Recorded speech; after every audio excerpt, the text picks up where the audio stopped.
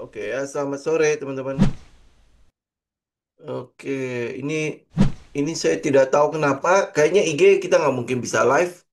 Soalnya ya pokoknya nggak tahu lah ya. Saya juga udah kutak-atik kayaknya nggak bisa live untuk IG ya. Jadi ya nanti paling mereka bisa ke YouTube lah ya. Oke, selamat sore.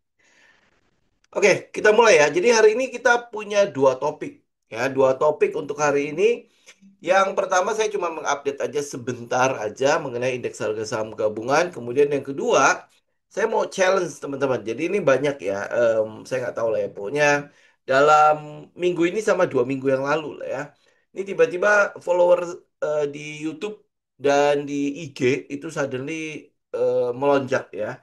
Dan kemudian pertanyaannya memang ya pertanyaan yang tipikal baru ngikutin channelnya kita. Jadi agak-agak ini mungkin agak rancu sama gaya-gayanya kita ya. Kayak misalnya saya bilang bear trap ya, bear trap itu pasal lagi bagus-bagus kok lu malah apa ya, malah kita bilang dia bilang apa ya, malah malah ngarapin dia jatuh gitu kan. Saya sih enggak gitu ya. Saya sih enggak ngarapin dia jatuh. Kalau dia bisa naik terus sampai ke langit juga saya akan ikut gitu kan. Tetapi masalahnya adalah yang kita tahu selama ini bahwa pergerakan harga itu selalu akan ada koreksi. Ya iya, secara psikologi kan selalu kita katakan bahwa lu kalau udah lihat apa profit lu gede gitu ya. Kalau lu tidak ada yang taking profit, siapa lagi yang akan menginjeksi likuiditas? Jadi semua orang pegang saham nih ceritanya. Semua orang tidak mau lepas saham itu. Ya, walaupun profitnya sudah menggunung dan lain sebagainya, semua orang tidak mau lepas. Kira-kira lu nggak mau ngarapin siapa lagi untuk menginjeksi likuiditas? Jadi tidak mungkin gitu loh. Semua orang akan pegang itu saham, kemudian habis itu lu ngarepin saham itu terus naik. Nggak bisa. Dia selalu akan ada yang profit taking. Nah, karena itulah makanya kenapa market itu selalu ada strukturnya. Jadi kalau dia naik, oke, berarti ada sebagian orang puas dengan profitnya itu, kemudian mereka taking profit. Ya, kemudian setelah mereka taking profit, kan mereka pasti akan pikir dong, pasti akan ngitung-ngitung lagi sesuai dengan setupnya mereka kan. Nah, apakah ini bisa untuk masuk lagi? Nah, kalau dia masuk lagi, artinya kita punya likuiditas tambahan lagi. Walaupun mungkin sebenarnya dia sudah pernah ada di situ. Nah, dengan adanya likuiditas tambah, berarti kan kita punya momentum atau peluru tambahan lagi untuk menaikkan emiten tersebut gitu kan. Kalau enggak, lu nggak bisa kita nggak punya likuiditas tambahan untuk masuk ke dalam saham tersebut gitu. Nah, kalau oke ya itu kurang lebih lah kalau teman-teman lihat ya. Nanti kita akan bicara di challenge itu. Nah, bagaimana dengan indeks? Indeks sebenarnya saya ngarapin adalah dia koreksi lebih jauh lagi. Apalagi besok itu hari terakhir lagi, Jumat sampai hari Senin itu libur. Kita baru masuk lagi Selasa. Lu tahu sendiri ya, kayak minggu yang lalu ya, tiba-tiba Trump mulai berulah ya, mulai berulah begitu buka buka market ya langsung itu ya gap down kan ya. Nah, cuman ya kita masih ngarapin apa koreksi pada indeks itu masih lebih lumayan lah ya daripada cuman koreksi yang sedikit-sedikit ya. Tapi ya kita nggak pernah tahu dia akan koreksi sampai kemana. Yang kita bisa perhatikan itu adalah yaitu area-area penting menurut kita. Jadi misalnya contoh ya 6977 itu adalah area EMA 200. Kemudian ada satunya lagi adalah di berapa ini? 6916 itu adalah support atau resisten yang pernah ditembus sebelumnya. Kemudian habis itu ini juga menjadi support 6700 itu ada support trendline dan support yang horizontal ya. Ini adalah resisten yang pernah ditembus juga oleh indeks dalam perjalanan indeks sebelumnya. Ya, jadi ini adalah area-area penting yang mau kita lihat. Dia mau sampai kemana? Ya kalau dia turun sampai ke 6700 bagus gitu kan. Dia bisa turun lagi nggak? Dia turun sampai mungkin nutupin gap ini juga oke, nggak masalah gitu loh. Karena indeks ini, indeks harga saham gabungan pada dasarnya itu adalah di directionsnya kita. Itu adalah apa ya kita bilang guidance kita untuk melihat trading plan-nya kita. Jadi ini bukan bukan faktor utama kita melakukan trading. Lu mau dia turun pun ada yang naik kok. Ya, indeks turun ada yang naik gitu kan. Tetapi masalahnya adalah pada saat directions ya, Ya, directionnya ini ceritanya sopirnya. Nah, sopirnya sedang apa ya? Ya mungkin mau istirahat ya. Jadi kita nggak bisa maksa sopirnya itu untuk, ayo dong, gue udah telat nih, gue udah harus sampai tujuan jam segini kan nggak bisa dipaksain, gitu kan? Nah, jadi ini directionnya kita. Begitu direction kita mau koreksi, ya sudah, kita berarti tinggal melihat emiten-emiten yang menjadi ada di dalam portofolionya kita itu stronger dari market nggak? Ya, stronger dari market ya. Market koreksi, dia tiba-tiba nggak kenapa-napa gitu kan. Kemudian habis itu dia koreksi, mungkin emiten kita malah sedikit naik ya dan sebagainya. Itu yang kita mau lihat gitu. Itu jadi kesempatan kita untuk melihat apakah mereka yang sudah megang saham-saham tersebut. Ya kalau saya bilang mereka, artinya yang mereka yang punya uang lebih ya, itu sepakat nggak sama kita bahwa ini memang masih punya futures yang cukup bagus. Ya, di mana value di depannya itu masih cukup bagus karena itu mereka masih keep nggak pergi. Oke? Ya. Nah, kemudian yang kedua, kalau lu lihat ya, market koreksi sekarang, apakah itu akan menjadi sesuatu yang oh udah kita bubar aja ini berarti udah saatnya pegang cash dan lain sebagainya. Saya mau katakan kepada teman-teman ya, apa yang teman-teman lihat dari indeks harga saham gabungan itu tidak identik dengan ekonomi saat ini, hari ini. Yang kita lihat pada indeks harga saham gabungan atau indeks-indeks saham dunia lah ya, global dan lain sebagainya, itu memperlihatkan kepada kita bagaimana si pasar melihat 3 sampai 6 bulan ke depan. Oke, keadaan ekonomi 3 sampai 6 bulan ke depan. Jadi kalau lu lihat indeks kita itu ini udah jelas ya, indeks kita itu sudah bukan downtrend ya, sudah bukan downtrend. Jadi kalau ini downtrend, ini ada ini ya apa yang saya gambar-gambar ini downtrendnya, periode di mana dia turunnya. Oke. Nah, kemudian habis itu pergerakan yang ini dari April sampai hari ini 2 bulan itu ya itu menunjukkan bahwa market sudah mulai optimis dengan 3 sampai 6 bulan ke depan. Jadi kalau lu lihat hari ini mungkin ada yang bicara mengenai resesi, news tentang resesi, news tentang oh, market akan collapse dan lain sebagainya. Lu harus bisa melihat itu dalam perspektif yang berbeda. Kenapa news itu ada? News itu adalah dia sedang mencoba untuk nyediain bahan agar lu baca. Ya kan dia menarik lu untuk masuk ke situ untuk baca. Karena news itu adalah sesuatu yang lampau. Ingat ya, news itu adalah sesuatu yang lampau. Sudah kejadian makanya diberitakan. Oke, sudah kejadian makanya diberitakan. Jadi lu jangan mengambil apa ya kita bilang ya sebuah keputusan berdasarkan news. Karena news itu adalah sesuatu yang sudah lampau. Yang lu mesti lihat adalah leadingnya mana. Kedepannya itu seperti apa. Gitu. Kalau sekarang semua orang bilang resesi, semua orang bilang soal nanti akan ada penurunan pada pasar dan lain sebagainya. Oke, lu lihat itu sebagai sebuah indikator di mana news itu mau mencoba untuk membuat fear pada market. Ya, lu lihat aja nih, pergerakan indeks itu sudah setinggi ini. Itu berapa persen ya? Dari bawah ya, sampai ke atas itu berarti sudah naik 23%. Lu bayangkan kalau tidak ada news, ini ada news aja tidak bisa menjatuhkan pasar. Ya, ada news aja tidak bisa menjatuhkan pasar. Artinya apa? Banyak yang lebih optimis dibandingkan news itu. Nah, kemudian kalau lu research lebih dalam lagi soal resesi misalnya, ya ada yang bilang ya, oh bulan depan kemungkinan besar market akan turun.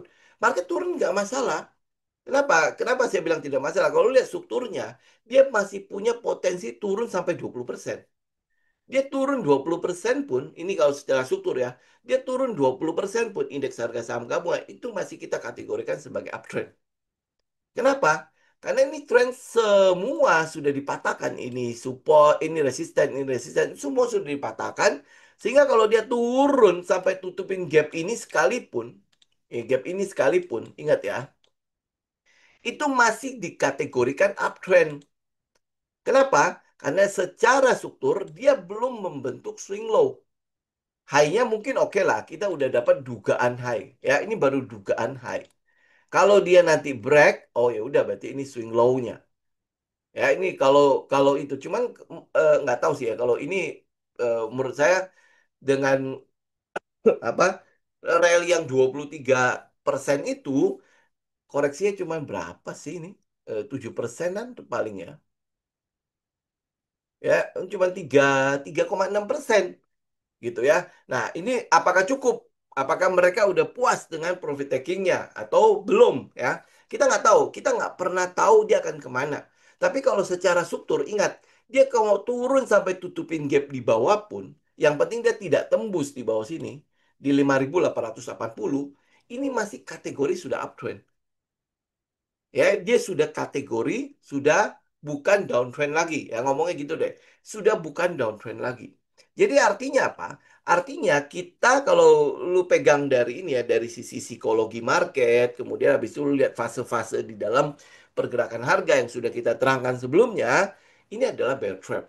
Ini adalah trap yang sesungguhnya terjadi. Nah, kemarin kenapa kita lihat ke depannya emang nggak ada yang negatif. Teman-teman riset lagi nanti ya. Kita melihat Trump itu kan punya, kalau nggak salah punya 3 program. Ya, punya 3 program. Salah satunya adalah perang tarif. Perang tarif ini akhirnya nanti akan mencapai titik equilibriumnya. Ya, titik equilibriumnya. Apa sih artinya perang tarif ini buat Amerika? Sebenarnya ini sangat menyakitkan ekonominya mereka kok. Ya, perang tarif ini adalah si Trump itu mencoba untuk apa ya mencari keseimbangan lah. Gua nggak jomplang banget gitu. Gua nggak jomplang banget. Lu barang gua bisa tolong dibeli lah. Secara tidak langsung kita yang boleh ngomong gini lah kasarnya ya. Barang gua beli dong. Walaupun dia dia mungkin mahal, dia tidak terlalu bagus, tapi lu tolong beli gitu ya. Jadi barangnya dia mempromosikan keluar sehingga defisit perdagangan ini bisa berkurang. Oke, kalau kalau dibilang nanti bakalan sama seperti yang dia mau sama Trump itu nggak mungkin. Kita nggak ada namanya fair trade. Ya, fair trade itu nggak mungkin ada. Gua beli sekian seperti yang ditawarkan oleh Indonesia gitu ya. Gue beli sekian, lu beli sekian. Jadi nanti seimbang. Nggak bakalan mungkin. Kalau iya, kalau iya bakalan terjadi seperti itu, yang nggak akan ada kayak misalnya contoh lah dalam hidup kita sehari-hari lah ya. Kenapa harus ada karyawan? Kenapa tidak semua orang jadi pengusaha aja? Ya kan itu kan artinya ya dalam dagang itu ya nggak mungkin bisa semua seimbang. Itu kecuali kita masih zaman dulu ya mau sistem barter-barteran itu mungkin beda. Tapi kan sekarang nggak sistem seperti itu. Kalau nggak sistem seperti itu, sistem kapitalisasi, ya pasti ada yang untung, ada yang harus rugi. Gitu. Nah, suatu hari ya kita nggak tahu sampai kapan, tapi nanti suatu saat namanya perang dagang itu akan ketemu titik tengahnya. Begitu ketemu titik tengah, ini perang dagang ini untuk sentimen perang dagang itu sudah tidak ada artinya. Bahkan sekarang teman-teman tahu ya ada namanya taco trade. Ya taco trade. Trump always chicken out apa ya itu ya. Jadi ada satu indikator. Jadi kalau kemarin diumumkan bahwa Trump naikin lagi untuk produk baja dan aluminium 50%. Nanti bentar lagi lu akan lihat dia akan melunak lagi. Oh nggak usah 50% lah, dia akan jadi 10% atau 15% gitu kan. Dan lu akan lihat market rebound lagi. Jadi taco trade itu adalah Trump umumin tarif, dia turun, market turun ya, lu tinggal buy the dip, kemudian habis itu dia akan melunak, kemudian naik lagi. Itu yang disebut sebagai taco trade, taco effect ya. Ya, nah ini akan berlangsung berapa lama kita nggak tahu. Tapi yang kita lihat ya kayak gitu, ya penurunannya. Nah, nanti lu tunggu tanggal 5 Juni. Ya, 5 Juni ini adalah appeal-nya atau bandingnya si si pemerintah US ke Mahkamah Tinggi kalau nggak salah ya. Itu keputusannya akan keluar. Begitu keputusannya keluar, lu jangan berpikir bahwa perang tarif itu akan selesai. Drama itu ternyata berlanjut dengan plan B. Ya, ada plan B yang udah disiapkan oleh si Trump. Oke, nah begitu perang tarif ini selesai, dia ketemu lah ya di titik tengahnya udah selesai. Lu tahu ada 2 programnya Trump itu yang bakalan kira-kira dia akan menggerakkan perekonomian lumayan luar biasa. Pertama itu adalah tax cut ya atau pemotongan pajak itu luar biasa. Sekarang kan lagi digodok dan itu kalau sampai di apa sudah mulai berlaku itu cukup bisa menggerakkan karena pajak itu otomatis kan mengurangi keuntungan dari perusahaan-perusahaan kan begitu pajak itu di-cut ya otomatis keuntungan perusahaan akan naik. Nah kalau keuntungan perusahaan akan naik kira-kira respon pasar untuk fundamental kayak gimana udah pasti akan berbeda kan. Nah kemudian habis itu soal efisiensi ini yang sudah ribut sama si Elon Musk itulah ya. Nah, tapi yang pasti adalah begitu begitu the Fed juga, ngelihat bahwa oh ini udah mencapai titik temu nih, dia akan mulai turunin suku bunga. Nah, itu adalah peluru-peluru untuk rally the market. Ya, saya nggak bilang bahwa ini akan rally kemudian ekonomi kita akan bagus-bagus, enggak ya. Tetapi secara teknikal dan secara psikologi trading yang kita tahu bahwa ya itulah rally-nya. Ya, next habis itu nanti akan ada koreksi segala macam itu urusan nanti. Oke? Ya, jadi kalau lu lihat di ini ada bear trap, kemudian habis itu tiba-tiba kita bilang Juni itu cerah dan lain sebagainya, itu sebuah ini ini ini konteksnya itu sama ya. Lu jangan baca judul kemudian habis itu merasa bahwa udah tahu isinya. Konteks itu sama. Kita tetap rally ya, tetap ada di bull ya, bukan di bearish. Oke? Jadi kalau dibilang bear trap, itu bukan berarti oh ini bakal downtrend. Enggak. Ini bear trap, namanya jebakan ya, sehingga membuat lu merasa bahwa oh ini uptrendnya udah lewat. Tidak. Ya, kemudian habis itu tiba-tiba Juni bagus. Nah, lu kalau lihat ya, gua akan bicara mengenai seasonality di dalam Juni itu cerah apa enggak. Seasonality-nya itu lu jangan lihat bahwa oh bakalan Juni itu semua akan hijau. No, dia bisa jadi 3 minggu merah, 1 minggu saja bisa ngalahin 3 minggu yang merah-merah itu sudah ditutup dengan hijau. Itu bagaimana lu membaca seasonality, ya, oke? Jadi apapun kalau teman-teman lihat ya, ini jadi kesimpulannya. Kalau market koreksi itu lu siap untuk lakukan cicilan. Koreksi semakin tajam, semakin baik. Oke, jadi lu tungguin itu ya. Jadi ya tinggal ya balik lagi ke trading plan-nya lu jangan tungguin indeks harga saham gabungan. Lu lihat di trading plan untuk setiap emitennya lu. Ya, indeks ini sekali lagi itu cuma direction doang. Arah kita doang. Dia udah mau selesai apa belum ya kita nggak tahu. Tapi kalau misalnya sinyal untuk setupnya lu, metodenya lu sudah keluar, ya lu mulai lakukan cicilan aja di daerah situ. Ya, oke. Ini saya update doang indeks ya. Nah, tapi kita akan masuk ke ini poin intinya hari ini. Sorry. Ya, saya mau challenge teman-teman. Ini soalnya berhubungan dengan banyaknya em, apa ya ya follower baru dan lain sebagainya. Jadi kalau misalnya teman-teman nggak tahu ya bagaimana bagaimana kita trading, nah ini kayak gini ya. Saya tidak akan kasih teman-teman umpan kalau ikan dan lain sebagainya. Oh ini nanti lu bisa beli saham ini, masuk sekian sekian. Sekian. Saya bukan grup premium, oke? Yang kita mau lakukan kepada teman-teman semua adalah bagaimana lu punya metode lu sendiri. Lu nggak usah ikut kita. Ya kalau lu mau ikut kita ya lu tahu lah ya di mana lu harus belajar.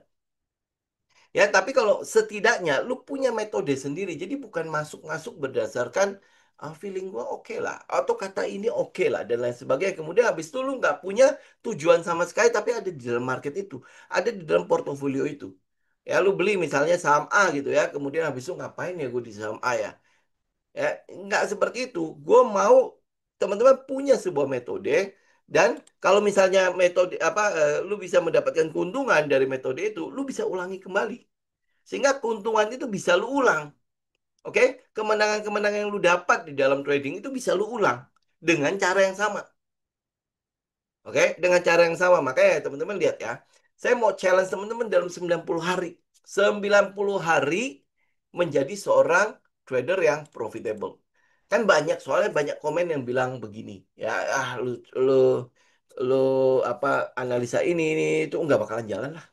Ya selama apa ngomong lagi ya soal bandar lah dan lain sebagainya, selama dia tidak setuju, maka lu tidak akan dapat bagian dari situ. Oke? Nah, sekarang saya mau challenge teman-teman dalam 90 hari lu bangun. Yang mau aja, yang nggak mau udah terserah. Ya, yang masih percaya bahwa lu nggak bakalan bisa menang dari market dan lain sebagainya, lu nggak bisa dapat untung dari market segala macam ya, terserah ya. Ini yang mau aja. Jadi apa yang tantangan kita di sini adalah dalam 90 hari lu bangun sistem trading yang profitable. Kayak wah setengah mati lah ya. Oh ini nggak mungkin lah dalam 90 hari. Apa bisa gitu kan. Gua newbie dan lain sebagainya. Lu mau newbie, lu mau sudah bangkotan di market dan lain sebagainya. 90 hari lu bisa. Kenapa gue bilang ini gue bisa? Ya, ya dulu gue nggak punya sistemnya. Gue nggak bisa bilang gue 90 hari. Gue sampai bertahun-tahun. Kenapa? Karena enggak, gue nggak punya mentor. Ya, nah hari ini gue kasih tahu lu, lu dalam 90 hari lu bisa bangun challenge ini. Ya, dan dalam 90 hari lu bisa jadi. Oke, lu bisa jadi. Apa? Tantangan kita adalah dalam 90 hari lu ciptakan profit konsisten dengan satu sistem. Gue nggak suruh lu bikin banyak-banyak sistem. Gue cuma butuh lu bikin satu sistem. Bisa dong? Satu aja. Dan lu nggak usah pikir rumit-rumit. Ya, lu mau pakai support resisten cukup udah. Ya, sekarang lu tinggal lu mastery aja bagaimana gue meletakkan support dan bagaimana gue meletakkan resisten. Ya, apa yang gue lakukan? Ya bisa aja lu cuman, oh break resisten, gue ikut. Itu kan? Atau dia pullback menuju resisten yang dia break, berarti kan jadi support kan? Gue ikut. Nah, kayak gitu aja udah. Ya, itu lu bisa bangun sebuah sistem seperti itu, oke? Ingat, waktu awal itu semua teori, nggak masalah. Nanti teman-teman lihat ya step-step selanjutnya ya. Jadi fokus pada satu setup, satu strategi, kemudian lu disiplin eksekusi sesuai dengan strategi itu. Jadi dalam strategi itu lu bikin dong aturannya kan, bagaimana cara gue masuk, begitu dia keluar, ya keluar semua persyaratan yang sesuai dengan strateginya lu, semua persyaratan itu keluar, lu masuk. Oke? Dan lu tidak mengganti-ganti metode. Oke? Menjadi trader yang benar-benar solid. Oke? Nah, apa yang lu lakukan? Pertama, ini ingat ya, mindset dulu ya, mindset dulu. Masukkan ke dalam pikiran teman-teman bahwa semua sistem itu bagus. Oke? Kalau tidak bagus, tidak mungkin diciptakan. Kalau tidak bagus, tidak mungkin penciptanya bisa kaya dari dengan hanya mengandalkan apa indikator itulah sistem itu segala macam. Tidak mungkin. Ya, dia sistem itu ada karena sudah pernah terbukti. Ya, oke. Nah, tinggal lu tahu bagaimana cara menggunakannya. Nah, ini yang kita mau bangun. Oke. Semua sistem itu bagus. Ingat, semua sistem itu bagus kalau kamu konsisten. Nanti kita lihat ya. Kenapa lu merasa bahwa sistem itu nggak bagus? Nanti kita lihat. Oke. Nah, jadi di awal teman-teman harus tahu bahwa tidak ada sistem yang sakti. Nggak ada sistem yang 100% lu pasti menang. Tidak ada. Jadi udah lu forget it. Jadi kalau lu mau bangun sistem, nggak usah cari yang 100% menang. Nanti gue tunjukin sistem yang sangat jelek. Ya, tapi dia untung. Oke. Jadi nggak ada sistem yang sakti. Yang lu lakukan adalah, yang penting di teorinya lu, teori ya, semua teori dulu di awal. Lu merasa bahwa sistem ini jalan. Oke, udah pakai itu. Ya, pakai itu. Sistem yang sederhana bisa menghasilkan luar biasa. Yang penting apa? Kita ngerti, kita paham bagaimana cara menggunakannya. Ya, yang penting kita ngerti bagaimana cara menggunakannya. Yang bikin gagal itu bukan sistemnya, tetapi ketidakkonsistensinya kita. Ya, lu ambil nanti kita lihat ya di slide selanjutnya. Jadi yang pertama adalah lu temukan sistem yang cocok. Ya, sistem yang cocok. Pilih sistem yang secara teori, ingat ya, ini kita baru ngomongin teori sistem ya. Lu nggak usah cari lah yang apa. Nanti gua harus praktekin dulu, gua harus percaya dulu dan lain sebagainya. Itu nanti. Sekarang yang penting secara teori lu gampang untuk dipahami. Teori lu mengatakan bahwa oh ini kan support resistant, breakout, pullback. Oh ini kayaknya gampang nih. Ya udah lu itu aja. Nah, bagaimana cara lu mencari sistemnya? Gampang. Sekarang udah banyak banget. Lu lihat aja di YouTube, lu tinggal klik aja sistem yang bagus. Nah, lu tinggal cek itu kira-kira cocok nggak buat gua. Kalau cocok udah lu pilih aja itu. Ya. Nah, bagaimana cara cocoknya? Ya lu lihat karakternya lu. Ingat diri lu. Ya. Karena trading itu ingat bukan kalahin market, tapi ngalahin diri lu sendiri. Market tuh nggak ada urusan, market itu orang lain. Dia udah begitu-gitu aja. Ya, yang jadi masalah itu yang jadi musuh terbesar di dalam tradingnya lu itu diri kita, kita sendiri lo. Ya, lu nggak percaya makanya dalam 90 hari nanti lu coba lakukan. Habis itu ya nanti tinggal sharing aja sama sama kita. Bahwa benar nggak apa yang kita lakukan? Benar nggak dalam trading itu ngalahin diri kita sendiri? Nggak ada urusan soal market. Nggak ada urusan soal bandar. Lu mau bilang bandar A, bandar paling gila, naga 1.000, ya cacing apalah segala macam lu sebutin itu. Nggak ada urusan soal itu. Ya, trading itu adalah ngalahin diri kita sendiri. Oke? Karena itulah makanya lu pilih sistem yang secara teori itu cocok sama lu. Jadi kalau lu mau cepat ya lu cari yang agak-agak scalping. Ya, lu kalau lu sabar ya carilah agak swing, agak agak mungkin agak position dan lain sebagainya. Lu agresif atau defensif ya. Lu yang tahu diri lu sendiri. Makanya kamu bilang secara teori itu mudah lu pahami dan cocok sama lu. Ya, ada orang yang cuma berapa tik doang udah keluar gitu kan. Nah, kalau lu cocok dengan itu cari sistem itu. Ya, ada yang bilang, oh hari ini sudah untung belum di saham. Oh, ya oh ada gitu kan. Nah, kemudian habis itu kita lihat, oh dia cuman trading dari misalnya 450, oh dia keluar di 460. Kalau lu cocok dengan itu, pakai itu. Ya, pakai itu. Jadi tidak perlu ribet. Ya, nggak usah lu harus cari yang, wow keren-keren dan lain sebagainya ya. Yang penting lu percaya dan lu siap disiplin untuk menjalankan sistem itu. Oke? Jadi ini ya, lu temukan satu sistem. Ingat, tidak ada sistem yang 100% win. Tidak ada sistem yang sakti, mandaguna, dan lain sebagainya. Ya, kemudian harus lu persis, oh harus dapat yang 100%. Nggak usah. Lu cari aja yang simple, nggak usah ribet-ribet. Yang penting lu paham bagaimana cara lakukannya, kemudian lu terapkan. Oke? Nah, ini dulu teman-teman lihat ya. Ya, kalau misalnya nih, gua lihat ya, oh nih udah pakai support dan resisten. Nah, kemudian ini adalah kondisi di mana lu lakukan backtest. Jadi setelah lu dapet nih sistemnya, lu backtest. Ingat, jangan langsung dipakai. Backtest dulu. Backtest dengan apa? Ingat, ini adalah backtest dengan data-data masa lampau. Jadi kalau lu nggak percaya sama data masa lampau, lu nggak bisa lakukan backtesting. Oke? Backtest dengan data masa lampau. Jadi data sudah ada. Ya, tinggal lu lihat, ya benar nggak? Gua taruh support dan resistance di sini, lu tes dalam 25 transaksinya lu. Ini pasti lu bisa karena backtest ya. Lakukan ini dengan cepat. Ya, lu taruh lah, kasih waktu ke diri lu 10 hari, 5 hari ya. Pokoknya gua harus dapat sistemnya itu dalam waktu cepat. Oke, itu backtest. Jadi backtest itu berarti lu nggak pakai uang, pokoknya lu tinggal paper trading doang dan lain sebagainya ya, lu backtest. Nah, lu lihat ya, ini lu lihat ya. Ini saya bikin sebuah sistem yang udah jelek banget. Ya, jelek banget. Ya, jeleknya gimana? Lu lihat ya. Oke. Win di sini cuma 8 kali. Winnya 8 kali. BEP-nya 4 kali. Loss-nya 13 kali. Jelek nggak sistemnya? Jelek ya? Jelek ya? Ya, 25 transaksi itu jelek semua. Itu benar-benar jelek. Win-nya cuma 8 kali. BEP cuma 4 kali. Loss-nya 13 kali. Lu kebayang nggak? Kalau lu, ya anggap contoh lah.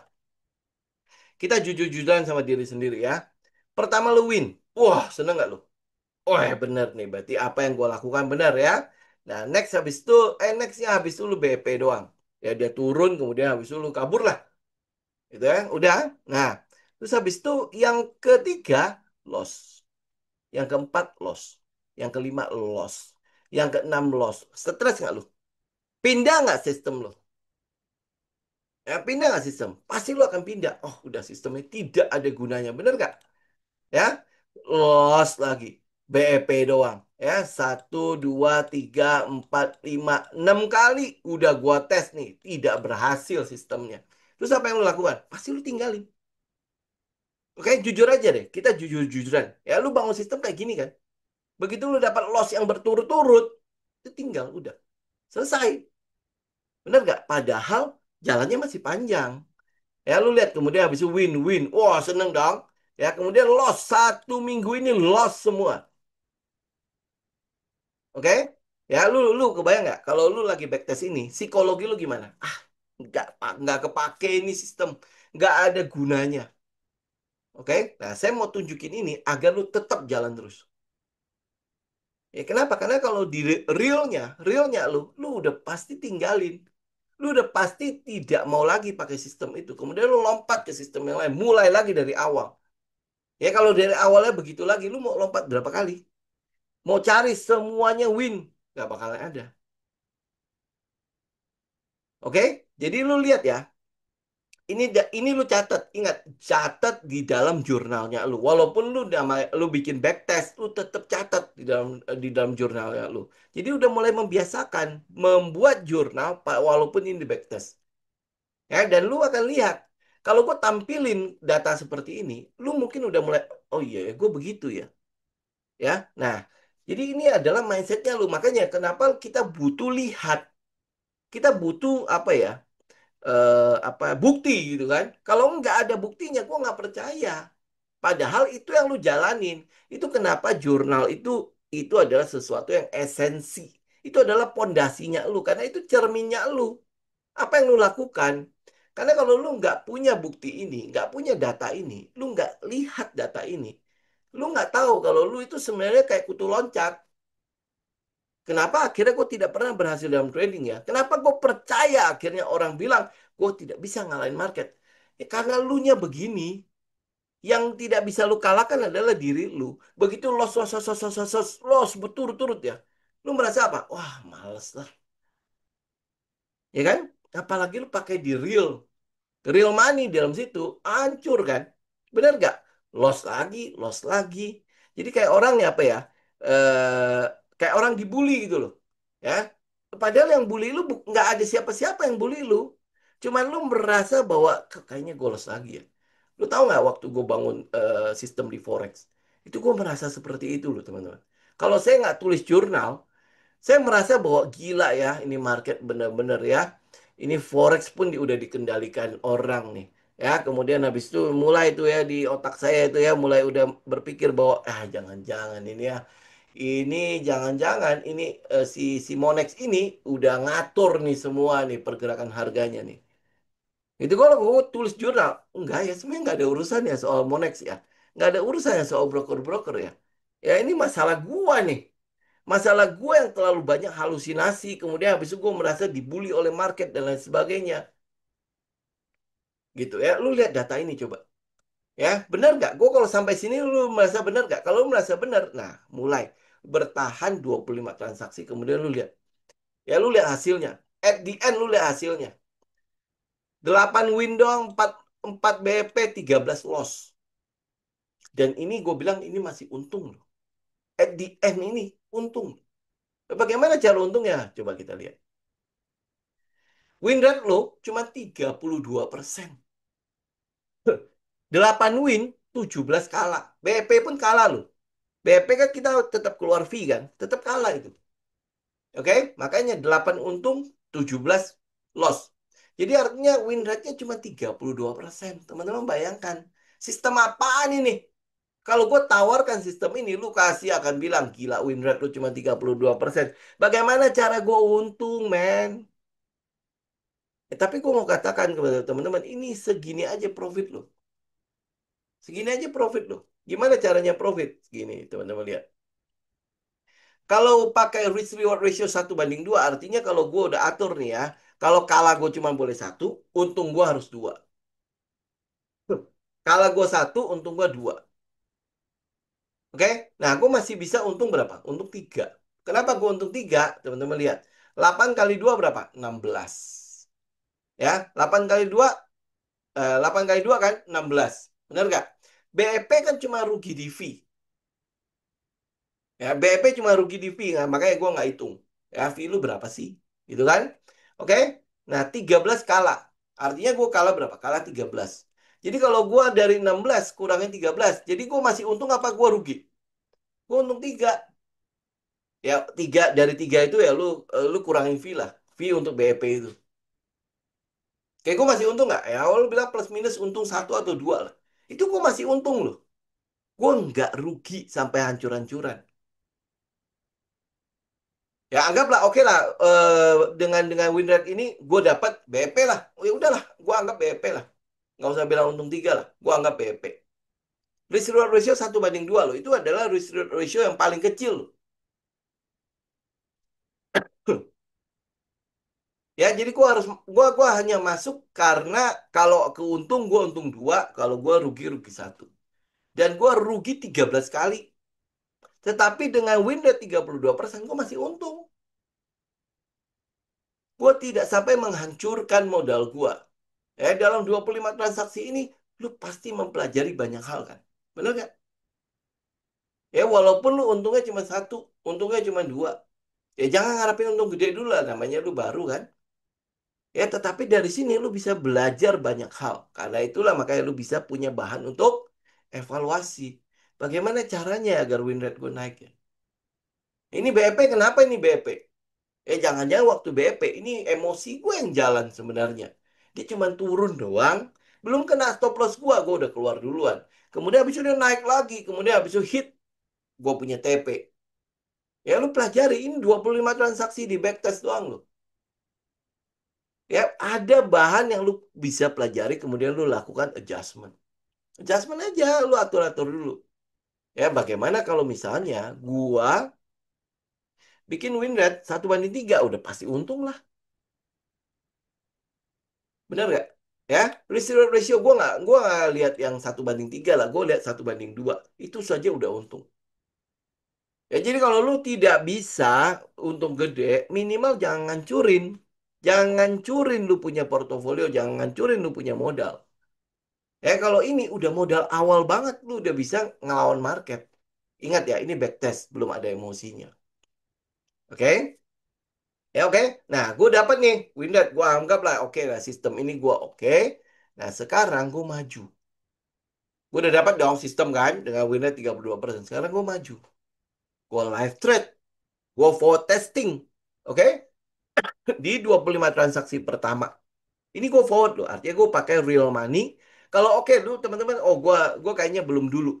Ya udah, 25 transaksi pertama lu pakai paper trading tetapi dengan live ya, live. Jadi artinya gue masuk nih walaupun pakai paper. Sekarang trading view udah ada paper tradingnya kok. Tapi nggak tahu ya Indonesia bisa dipakai nggak?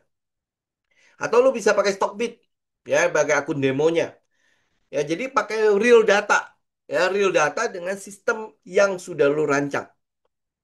Oke, nggak usah pakai uang benar dulu deh. Nggak apa-apa. 25 transaksi ini lu tes dengan live. Oke, dengan live. Ya, dengan live data. Nah, lu akan lihat nih bagaimana nih. Win rate gue tetap sama nggak 32%. Seenggak-enggaknya kalau gua ini lakukan ini secara rutin ya, kemudian konsisten, kemudian habis itu datanya menunjukkan sama, ya minimal sama, ya. Oh ini berarti gua udah boleh untuk melangkah ke langkah selanjutnya. Jadi pada saat live trade pertama lu, gua mau uji sistemnya. Gua mau uji sistemnya dengan uang nyata. Ya kalau makanya saya bilang kalau misalnya lu masih belum berani pakai uang, ya udah lu demo dulu tapi dengan data yang sudah live. 25 transaksi pertama.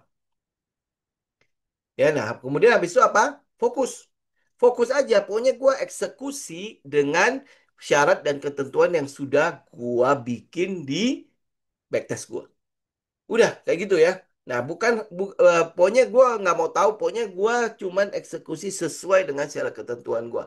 Kalau dia sistemnya apa sinyal muncul, gue ambil. Gue nggak ada sistem, gue nggak trading. Pokoknya 25 transaksi, lu nggak usah batasi. Ya, 25 transaksi tok. Ya, nggak usah ubah sistemnya. Pokoknya udah lu konsisten aja. Kan lu udah tahu backtest lu 32% kan. Kalau lu 1 banding 2 minimal ada untungnya. Ya, apakah selamanya itu? Enggak. Teman-teman pasti akan ada adjustment nanti win rate-nya pasti naik. Yes, pada saat lu sudah mulai tahu, oh ini loh celahnya, oh ini loh ATM-nya ya, amati, tiru dan modifikasi. Oh ini loh, oh ini gue bisa tambahin ini buat apa kita bilang konfirmasi tambahan dan lain sebagainya. Gue bisa tambahin di situ. Oke ya. Nah ini lu lihat, catat semua transaksinya dalam jurnal. Ingat, jurnal itu tidak boleh dilepas walaupun dia baru namanya testing.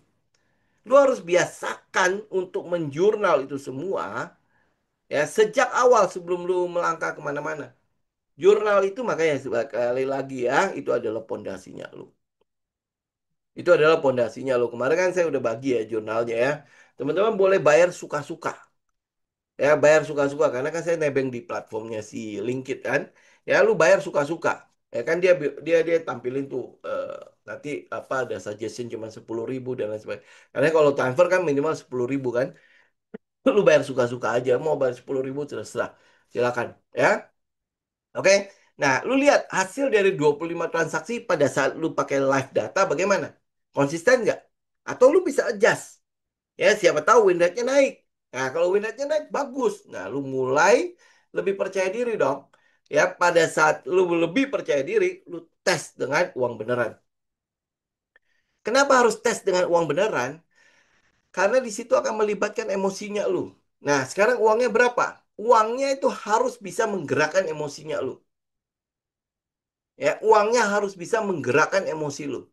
Jadi kalau dia terlalu kecil, emosi lu nggak jalan, percuma.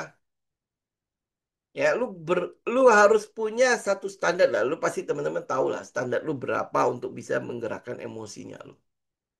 Ya, nah, kemudian lu tes beneran. Ya, tes dengan uang yang bener ya. Nah, dari tes itu lu lihat hasilnya. Gimana? Konsisten nggak? Kalau konsisten berarti emosi lu udah terbangun dengan bagus. Ya, nah tapi kalau misalnya udah ada bumbu-bumbu emosi, ini win rate-nya malah turun. Nah, apa yang terjadi di sini? Perlu apa yang perlu gue perbaiki di sini? Ya, win rate kalau gue nggak ada emosi segini. Kalau gue pakai di live trade tetapi nggak pakai uang, emosinya sama, konsisten kan? Atau lebih baik misalnya. Ya, nah, tapi kalau gue pakai uang, kok jadi beda ya? Ini ada apa? Ada yang perlu gue adjust nggak? Kalau ada yang perlu gue perbaiki, di mana yang gue perlu perbaiki? Ya biasanya bukan sistem yang lu perbaiki. Biasanya yang diperbaiki itu diri lu. Bagaimana ya gue bisa nggak emosian. Ya gue ikut aja udah. Tutup mata aja. Gitu ya. Habis udah gue pasang. Trading plan-nya semua udah gue atur. Udah gue tinggal. Bagaimana caranya gue bisa rela untuk meninggalin itu ya. Gue bagaimana caranya gue bisa rela ya untuk membiarkan plan gue bekerja ya. Nah, lu pasti akan apa, mulai mulai mengarah ke situ. Nah, di situ lu pasti akan sadar kenapa psikologi trading itu penting. Kenapa risk management itu penting. Ya, pertama memang lu fokus pada sistem. Oke, nggak apa-apa ya. Karena kalau nggak ada sistem juga percuma ya. Kita nggak tahu ya bagaimana cara kita entry dan lain sebagainya kan. Tapi seiring dengan lu testing, lu mulai uji, lu mulai lihat, ya lu mulai sadar. Kenapa gue lebih menekankan psikologinya lu? Kenapa gue sampai ngomong soal neuroscience untuk trader? Kenapa gue menitik beratkan pada risk dan money management dibandingkan dengan sistem? Ya, nah nanti habis itu saya mau lihat nanti komen-komennya bisa bergeser. Ya, nah kalau komen-komen nggak bergeser juga saya nggak ngerti lagi lah ya. Ya, oke. Nah, 25 transaksi yang pertama ini yang lu lakukan live, ya lu lihat nanti habis itu bagaimana hasilnya. Konsisten nggak atau lebih baik nggak? Ya, atau setelah gue masukin ini bagaimana cara gue mencegah emosi gue yang menjalan dan lain sebagainya, apa yang harus gue lakukan agar emosi gue tetap tenang. Ya lu akan mulai mencari itu metode apa untuk meminimalkan emosinya lu pasti akan terjadi di situ deh. Ya pasti akan mulai ya mulai mengatur hal-hal seperti itu. Tapi yang pasti adalah tetap evaluasi, tetap jurnal. Ya. Oke, ini step 4. Ya, jadi 25 transaksi yang ketiga, habis itu lu mulai perbaiki, mulai adjust ya, kemudian lu tes lagi. Ini masih pakai uang kecil ya. Ya, lu masih pakai uang kecil. Lu tes lagi, final test ya setelah gue tambahin mungkin risk management, setelah gue tambahin mungkin yang namanya psikologi trading ya. Ini gue udah mulailah, udah gue kalau gue udah open posisi, gue tinggal aja udah. Biarkan trading plan gue bekerja. Dia kena stop loss kan gue udah atur stop lossnya. Ya, kalau dia nggak kena stop loss berarti dia tinggal lari ke TP. Udah gitu aja. Ya udah tinggal. Nah, gue udah mulai punya satu kepercayaan diri, udah stabil dan lain sebagainya. Lu 25 transaksi selanjutnya udah pasti akan jauh lebih tenang. Ini 100 transaksi lu sudah. Ya, artinya lu sudah melihat itu 100 kali. Lu melakukan hal yang sama diulangi 100 kali. Ya, jadi 25 transaksi terakhir ini adalah validasi terakhir. Benar nggak? Ini gue bisa pakai. Udah, ini sistem yang akan gue pakai. Jadi final test, kalau itu biar, ini sistem gue. Itu sistem gue. Itu yang akan gue pakai selamanya. Ya, kalau hasilnya stabil, kita sudah punya sistem pribadi yang siap digunakan selamanya. Oke, ini adalah bekal untuk teman-teman jadi yang profit ya. Teman-teman bisa lihat. Ini step kelima. Nah, step keenam, lu lihat ya, dari 100 transaksi lu, intinya di mana? Intinya di konsisten. Intinya di konsisten. Dan lu akan tahu bahwa kenapa trading itu harus membosankan. Karena kita cuma mengulangi proses yang sama setiap saat. Jadi trader konsisten itu kerjaannya cuma tunggu sinyal. Entry sesuai sistem. Dan catat hasilnya. Lu akan mengulangi itu doang. Nggak seru? Ya udah pasti memang. Justru itu tanda lu ada di jalur yang benar.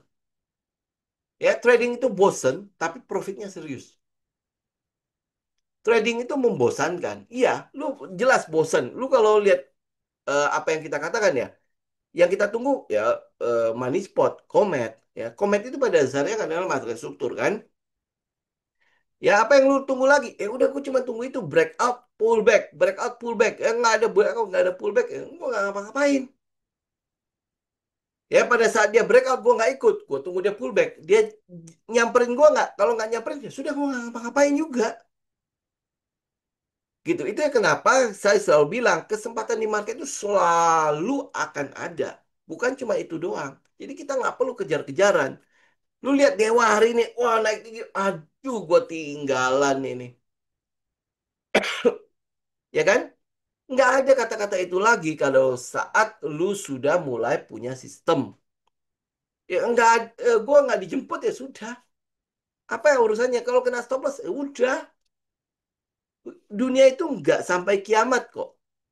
Ya kan? Apalagi teman-teman kalau dihadapkan pada trading seperti ini. Mana tadi? Lu kebayang win-nya cuma 8, loss-nya 13. Apakah membuat gua menjadi trader yang tidak profesional? Tidak. Lu lihat, gua tuh win loh. Gua win. Walaupun dengan loss sebanyak itu.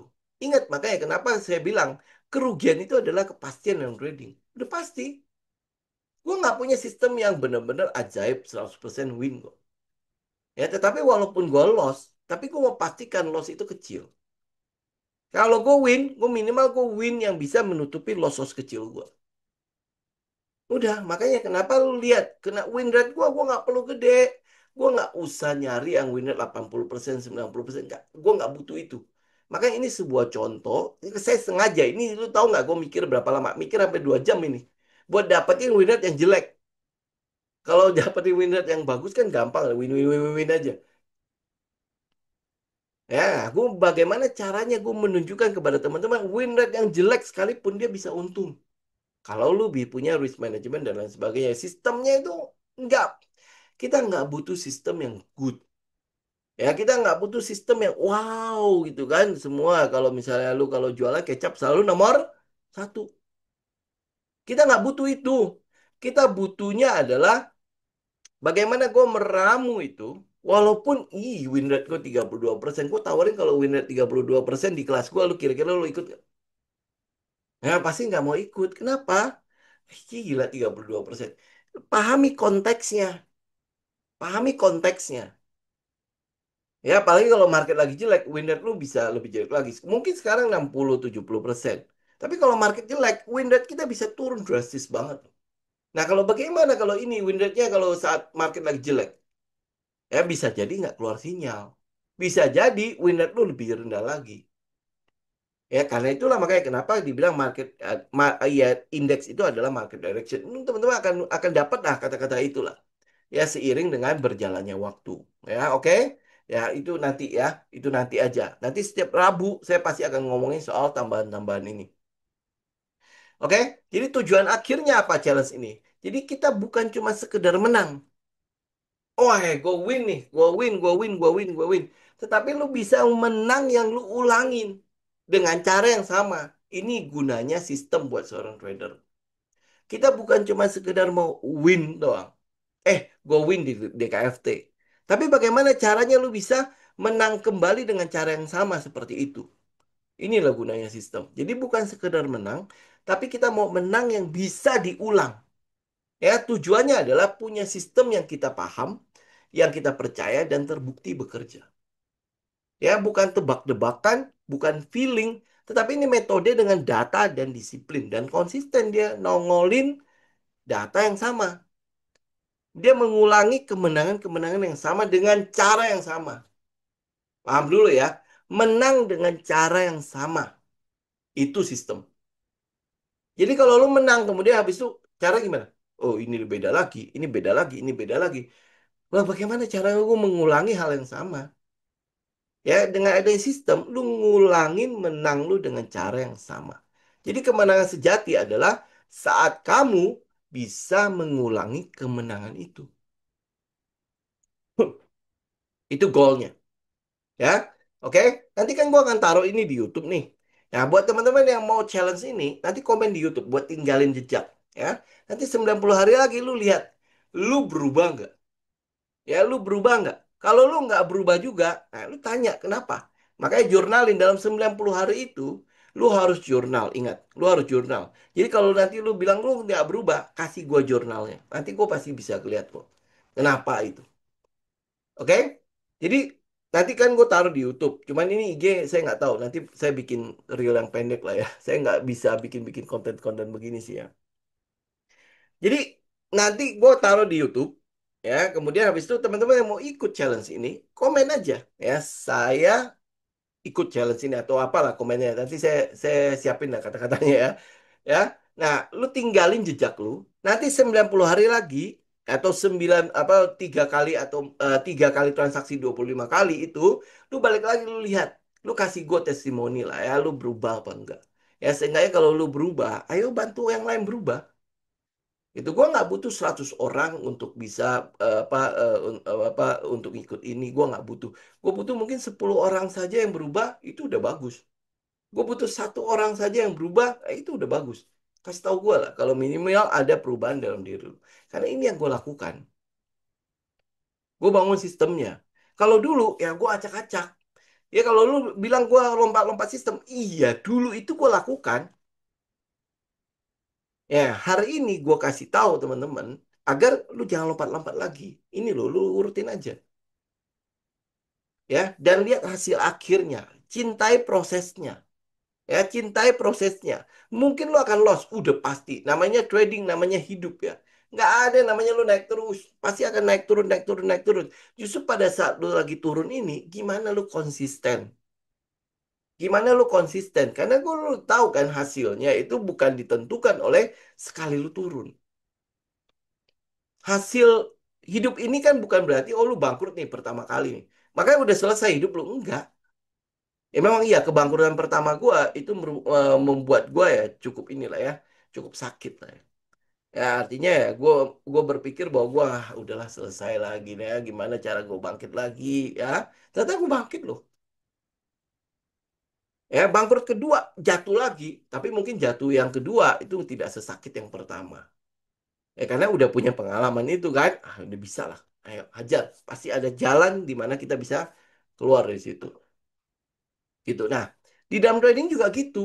Lu nggak bisa ngarapin bahwa lu akan win terus. Harapan lu adalah yang indah-indah terus. Jangan berhalusinasi seperti itu.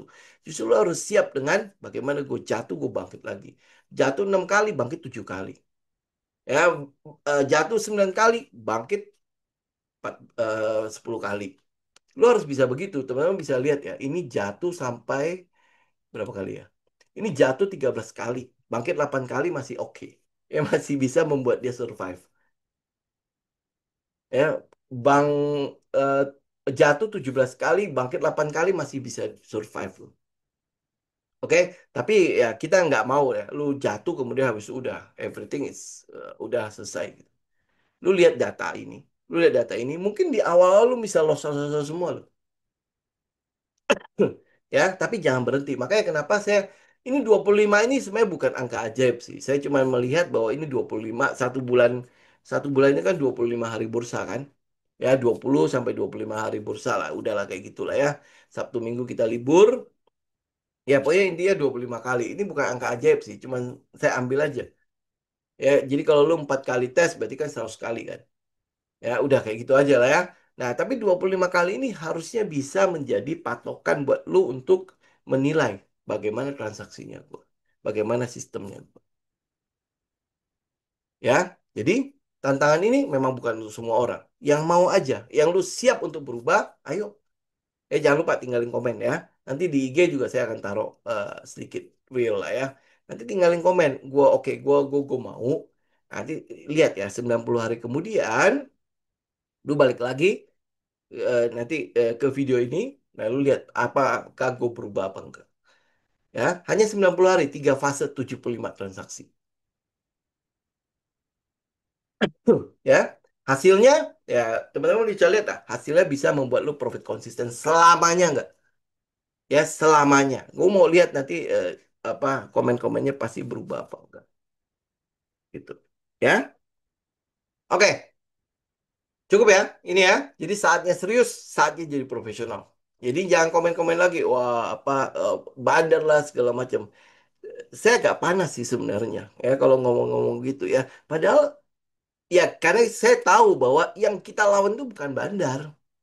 Yang kita lawan itu bukanlah market. Yang kita lawan itu kita loh, diri kita sendiri.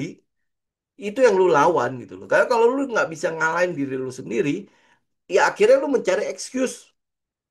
Lu mencari apa ya pembenaran bahwa oh ya market tuh selalu apa hajar kita ya, selalu bully kita dan lain sebagainya. Tidak, market tuh nggak ada urusan sama lu. Saya udah ngomong berkali-kali ini ya. Market itu tidak mencatat nama lu. Ini Leo Budi nih lagi buka posisi di Raja nih, hajar gitu kan. Nggak ada. Market itu tidak pernah ngelawan kita. Nggak kenal juga siapa lu dan nggak penting lu. Ya nggak penting banget gitu loh. Nggak ada urusan. Mungkin kecuali ya lu beli saham-saham yang memang gorengan, saham-saham yang nggak jelas, yang memang ya orang bilang dikendalikan dan lain sebagainya. Ya, ya itu mungkin wajar ya, ya. Tetapi kalau misalnya lu beli saham yang jelas, ya saham yang memang memang memang punya fundamental, memang punya punya katalis, memang punya sentimen, memang punya story yang jelas, ya itu pasti beda lah. Gitu ya. Kalau lu ngomong begitu ya lu mesti lihat juga memang lu ada di mana. Lu ada di area mana. Kalau memang itu adalah saham-saham yang ya lu lihat lah fundamentalnya nggak jelas ya kadang-kadang kantornya juga nggak jelas ya apalagi pengurusnya juga nggak jelas ya mungkin saja itu terjadi seperti itu. Tapi yang saya mau bilang kalau kita trading dengan sesuatu yang jelas, yang clear clear aja gitu ya yang memang ada story-nya, makanya ada basis fundamentalnya. Itu teman-teman nanti akan bangun sendiri lah. Teman-teman akan adjust sendiri. Gue butuh nggak fundamental itu? Atau gue benar-benar murni technical doang? Ya, teman-teman gituin sendiri. Ya, oke. Saya mungkin akan ladenin beberapa pertanyaan ya. Ini apa ya? Hah? Oh, MBMA.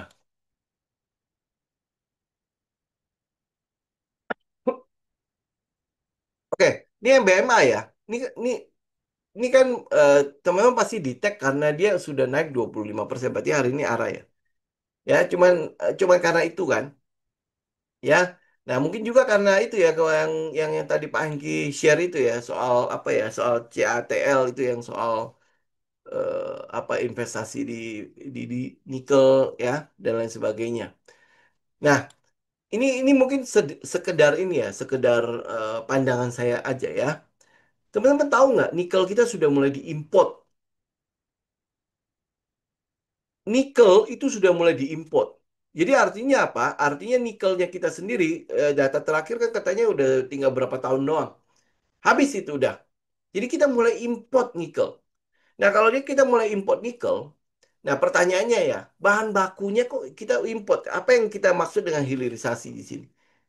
Hilirisasi itu kan harusnya barang bahan bakunya di sini kemudian dibikin menjadi sesuatu yang menjadi ada nilai tambahnya, nggak dijual berdasarkan itu doang.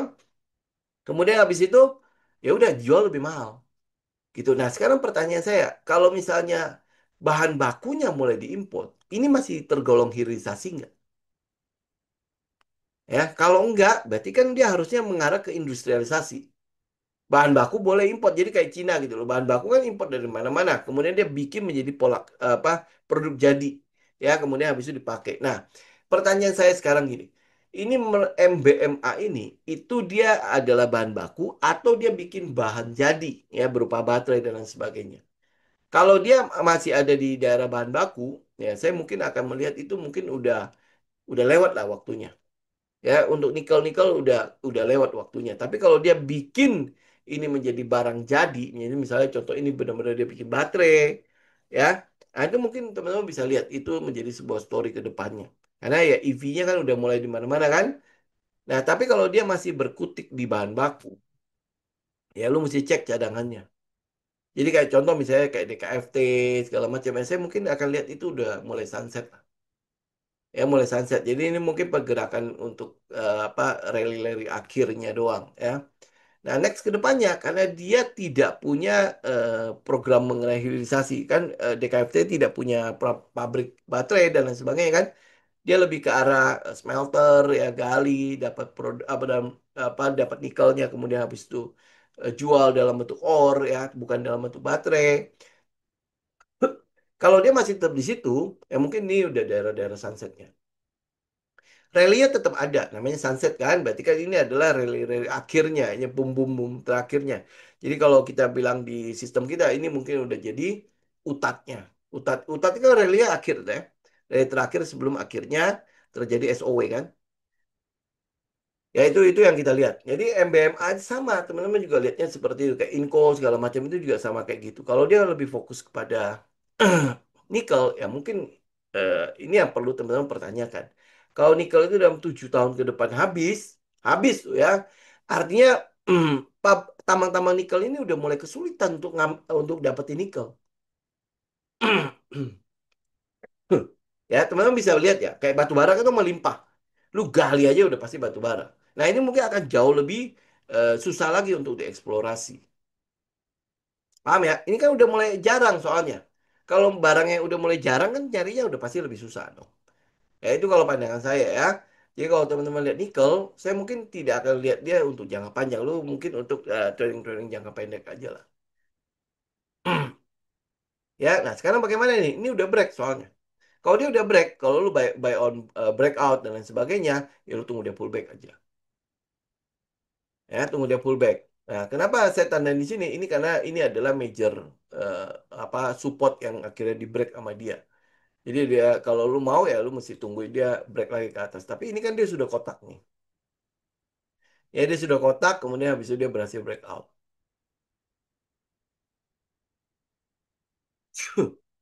Ya, dia berhasil breakout. Nah, artinya kita udah dapat support. Support itu kurang lebih dari sini kan. Kita udah ada supportnya ya. Jadi ya lebih baik tunggu dia pullback. Bagaimana kalau dia nggak pullback? Ya sudah balik lagi ke sistemnya lu. Ya, kalau dia nggak ada ya sudah saya nggak mau. Ya, contoh kayak kemarin PSAB segala macam ya. Kenapa lu nggak ikut? Ya, kenapa? Karena secara sistem saya nggak melihat itu menjadi sesuatu yang oke buat gue ikut. Ya, kalau dia akhirnya breakout, kemudian habis itu dia langsung arah, ya berarti kan gue harus tunggu dia pullback. Nah, kemudian habis itu dia lanjut nih. Ya, lanjut ya. Berarti kan gue nggak ikut di situ udah. Pusing nggak gue? Enggak, gue nggak pusing. Ya, kita kan mendeteksi begini kan. Oh, ini ada resisten. Berarti kalau dia pullback, gue ikut kan. Nah, ternyata gue nggak berhasil ikut. Nggak berhasil ikut, ya sudah. Bye-bye. Gue mau tunggu dia pullback kan. Gue mau tunggu dia pullback. Bisa nggak dia pullback? Nggak ada pullback. Dia lanjut. Udah, bye-bye. Gue nggak perlu harus bilang, ayo, ini kalau gue ikut begini-gini. Nggak usah halusinasi. Makanya kalau lu bangun sistem, lu udah tahu sistem lu harus di mana. Gue entry di situ. Ya, ini gue kejar nggak?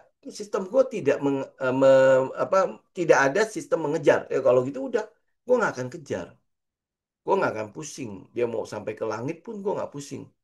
Gitu ya. Oke.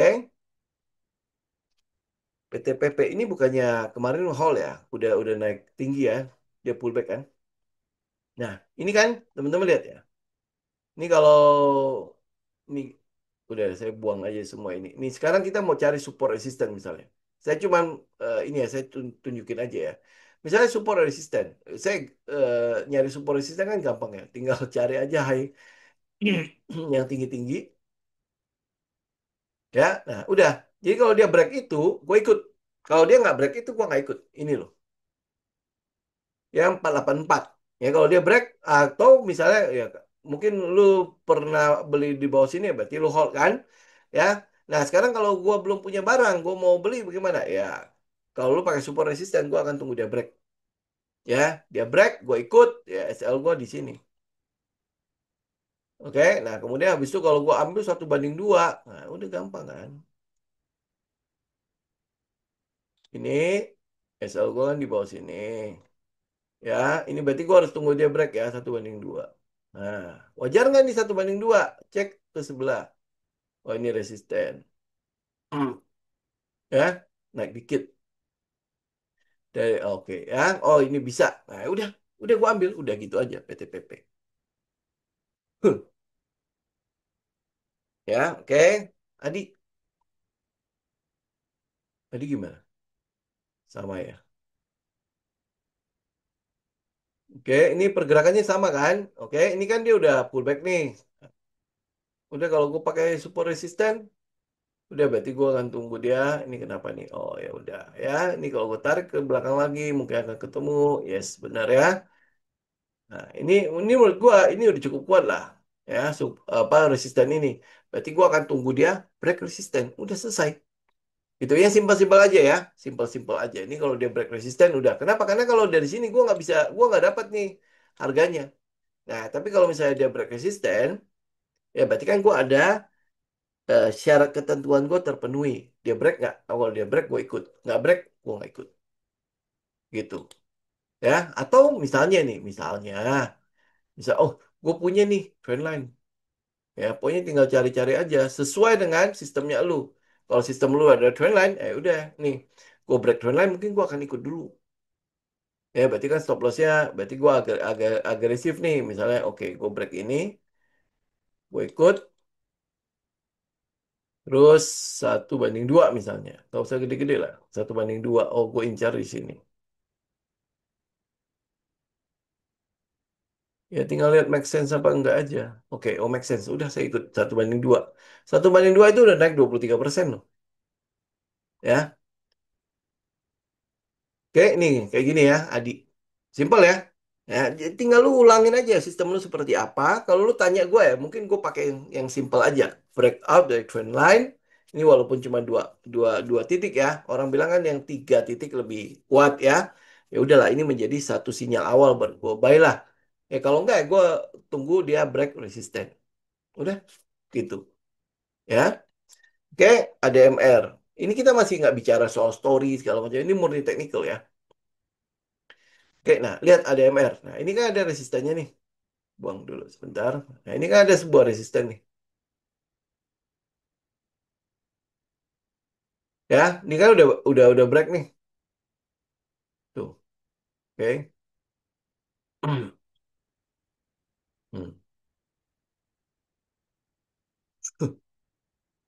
Oke nih, ya. Dia kan udah break nih, kemudian pullback. Oke. Nah, pullback. Nah, pada saat dia pullback, gue kira-kira oke nggak? Oh, oh, nanti bingung lagi ya pakai kotak sama pakai ini. Ini resisten loh maksudnya. Ah, ya. Kalau gua mundurin ke sana kan kelihatan tuh dia di sini dulu kemudian habis itu power break kan. Nah, ini kan dia pullback nih, lihat nggak? Ya, naik pullback. Oke. Kenapa dibilang pullback? Lihat volumenya. Ya, makanya ini teori. Ya, lu tinggal carilah teori-teorinya. Lihat nanti ini gampang nggak untuk diikutin. Kalau gampang ya udah pakai itu aja. Nah, begitu dia pullback, ini kan udah pullback. Ya, kan gue buy nih. Stop loss di sini. Ini gue harusnya buy nih. Hari ini gue harusnya buy. Kemarin gue harusnya buy. Oke, 1 banding 2. Cocok nggak? Ini bisa nih sampai 1 banding 3. Incar aja ini misalnya. Nah, incar aja nih. Nah, cocok ya 1 banding 3. Oke, udah. Gue ikut sampai 1 banding 3. Ini harusnya udah kemarin masuk, hari ini masuk nih. Ya, angka 1000 nih. Nih. Oke, ya. Nah, habis itu udah tinggal lu ikutin. Nah, itu pas ngikutin harganya, ingat ya, pokoknya teman-teman udah dapat ini kan, dapat trading plan-nya kan. Let the plan run. Udah, gitu loh. Habis itu udah lu lupakan. Maksudnya jangan lupakan benar-benar lupakan lo ya. Tinggal lu update aja. Oh, ini cocok nggak? Oh, cocok. Udah. Ya, kalau dia udah masih sesuai dengan plan gua, udah gua biarkan aja. Biarkan dia bekerja. Gitu. Oke, Avia SOS. Avia SOS. Kemarin kita bahas Avia itu ada di mana ya? Oh iya, iya. Heeh. Ya, ini Avia. Ini sebenarnya ini ya kalau teman-teman lihat ya, nanti teman-teman bahas ya, cari dah teorinya ya. Kalau dia break, ini break resistant, kemudian dia bikin box di sini. Ya, bedakan box. Pokoknya udahlah. Saya nggak pusing soal istilah ya. Lu mau pakai box kah, lu mau pakai base kah, lu mau pakai stage kah dan lain sebagainya. Pokoknya saya nggak pusing dengan itu. Yang pasti adalah begitu dia break, kemudian dia bertahan di situ, bikin sideways sebentar, ya. Ini sebenarnya adalah buat saya ya yang sudah saya ikut-ikutin. Ini adalah lambang dari power. Ya, ada kekuatan yang menahan dia di atas itu. Gitu ya. Ya udah, buat saya udah saya tungguin aja. Dia bisa break nggak? Ini apa 460 kan? Kemarin break, terus habis itu turun lagi. Ya udah saya nggak mau pusing lah ya. Pokoknya saya udah masuk di situ. Saya let the plan work. Udah selesai. Gitu. Kemarin saya tungguin di 440 ya. Ya 440, kemudian habis itu bener ya 40 ya 440, kemudian dia dapat, udah habis itu udah biarin dia mau bekerja di mana. Lu tinggal lihat 1:3 ke 1:2, kayak 1:2 lebih realistis kalau teman-teman ikutin ini ya. Kalau lu ambil 440 ya, oke, ya itu kurang lebih lah ya. Kenapa 440? Karena ini saya akan cari support dan resisten yang pas ya.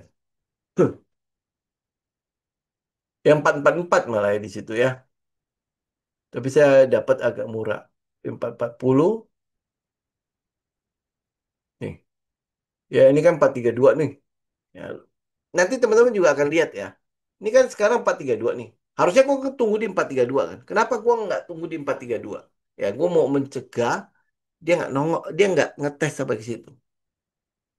Ya udah lu tambahin itu, nggak bakal bikin lu rugi-rugi banyak. Ya, yang justru yang bikin kita kesel adalah nggak dijemput. Kemudian habis itu lari dia. Ya, jadi nggak usah pelit-pelit sama market. Tambahin aja dikit. Untungnya kan tetap 1:2. Ya tambahin aja dikit. Gitu. Nanti ya makanya teman-teman bisa lihat deh pada saat lu tes sistemnya, lu akan bisa adjust. Ya lu adjustment ya, kemudian lu akan lihat kenapa ya dia nggak sampai situ. Oh, udah gue naikin dikit lah. Nah, gitu aja udah. Nanti akan lu lihat pertanyaan-pertanyaan begini pasti bisa lu jawab kalau lu lakukan. Ya, lu tadi ya, kalau lu terima 9 hari 90 hari challenge gua. Ya lu tinggal lihat. Oke? NCKL ini kenapa ya? Ini semua semua nikel kan hari ini memang bagus kan. Ya, nih NCKL nih. Oh, udah, lu buy on breakout.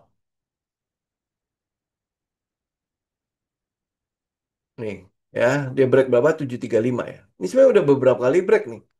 Nah, hari ini kan volumenya gede. Memang nikel itu lagi lagi ada ini. Pokoknya semua itu yang berhubungan dengan CATL. Ya makanya nikelnya lagi ini. Ya udah lu secara teknikal lu buy on breakout. Ya kalau dia breakout, ya udah plan lu begini aja. SL gua di situ kan. 1:2, 3, dua, dua, oke. Ini dua di sini. Ya kan, dua sini. Ya, tiga juga mungkin oke. Tapi ya nanti lihat story-nya lah ya. Lu mau tradingnya berapa berapa tinggi ya. Kayak ini untuk nikel. Ah, Elsa. Elsa ini minyak ya. Dia mungkin tidak sebagus Raja dan lain sebagainya ya. Ini hari ini kumdet bukan? Ini kenapa dia drop sampai sebanyak ini ya? Ini sebenarnya udah bagus tuh pergerakannya. Ya, pergerakannya sebenarnya udah keren nih. Lu lihat ya ini ya. Ini kan dia naik nih. Ini low. Ya, terus dia naik. Ya, ini adalah ini kayak kayak indeks gitu loh. Ya, lu cari strukturnya. Ini ada masalah nggak? Nggak ada kan? Ya, lihat. Ini semua di break sama dia. Nah, yang pertanyaannya, kenapa dia drop sebanyak ini nih? Kenapa dia drop sekencang ini? Karena kenaikannya memang sudah sedahsyat ini dan belum ada swing low-nya. Nah, jadi kalau ini, ya, kalau udah begini, berarti ini adalah dugaan high. Ini adalah dugaan low. Jadi hati-hati kalau ngikutin Elsa. Dia bisa turun drastis, gede banget. Ya, dan itu masih dianggap uptrend. Jadi kita nggak tahu dia akan sampai mana. Kalau gue pakai Fibo, kan soalnya udah dugaan high kan. Nah, dia akan pergi ke daerah sekitar ini. Nah, dan hari ini sudah capek. Dia koreksinya ya sampai ke situ. Nah, apakah dia koreksi sampai ke situ? Ya lu tinggal lihat udah ada sinyal-sinyal naik nggak? Oh ini exit ya. Oh exit udah ini pas banget nih. Ya ini adalah support. Ya supportnya dia. Kemudian lu bisa lihat di sini adalah supply demand. Ya gue kalau naik. pindah ke situ. Nah, lihat ya, banyak demand-demand di situ kan. Nih loh, ini areanya. Oke, ini saya buang ya, biar teman-teman bisa lihat lebih ini. Dah, ya. Nah ini.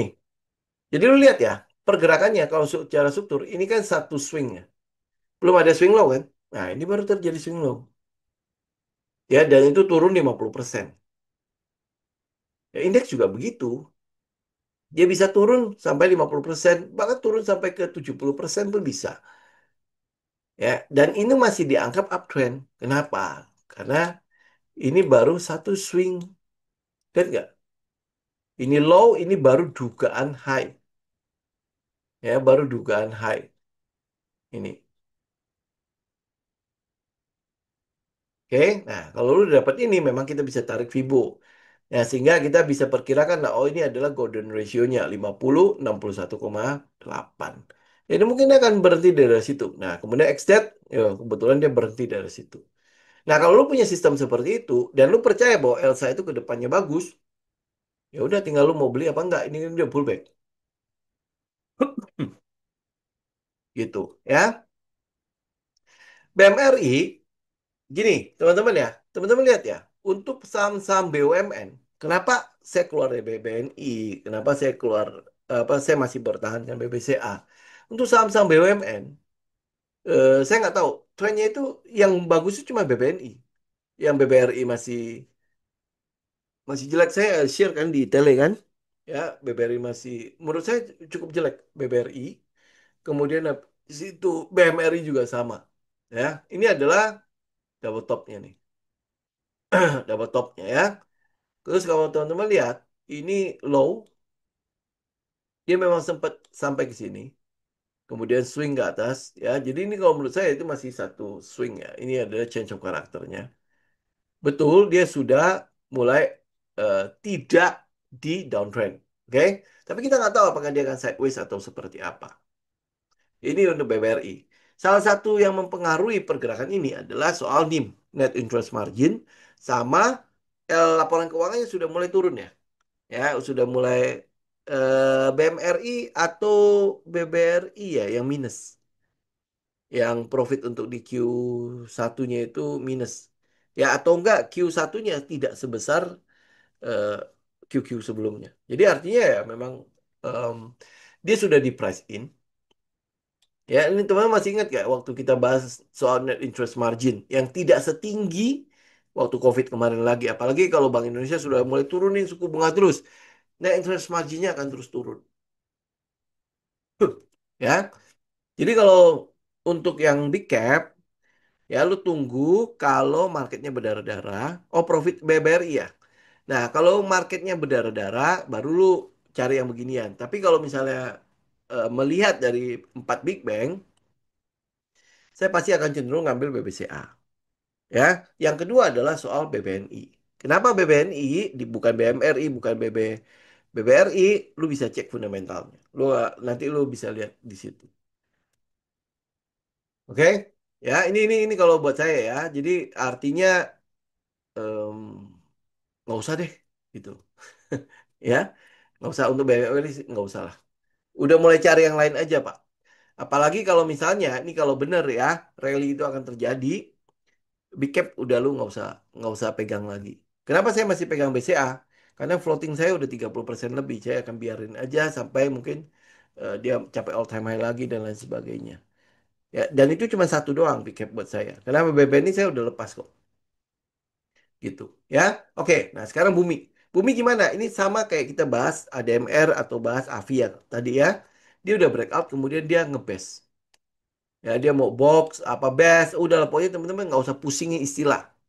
Ya, nggak usah pusingin soal kan ada yang komen ya kalau misalnya oh ini adalah kalau saya based on base ya mereka bilang stats analysis segala macam itu memang iya dia punya bahasa kerennya itu adalah stats analysis. Cuman kalau gue pakai stats nanti kecampur sama fasenya si Wyckoff. Jadi makanya saya nggak mau pakai stats, saya pakai base.